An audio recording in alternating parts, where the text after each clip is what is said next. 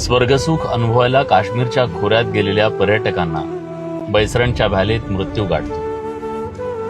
आपल्या आवडत्या खेळाडूचा कौतुक सोहळा पाहायला गेलेल्या क्रिकेट प्रेमींना स्टेडियमच्या बाहेर चेंगराचेंगरीत मृत्यू गाठतो.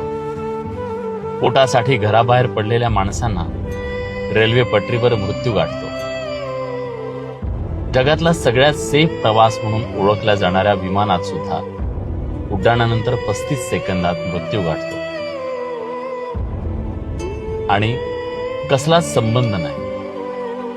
दुपारच्या वेळी जेवणाच्या ताटावर बसलेल्या त्या डॉक्टरांना सुद्धा भरल्या ताटावर मृत्यू गाठतो.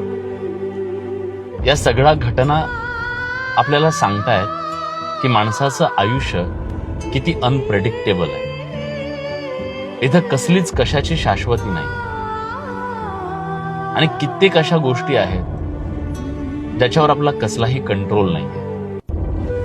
कधी कुठल्या रूपात मृत्यू येईल हे सांगता येत नाही. पण एक गोष्ट आहे, मृत्यूच्या आधीचं आयुष्य आपण ते मनसोक्त जगावं मित्र, कारण आयुष्य क्षणभंगुर.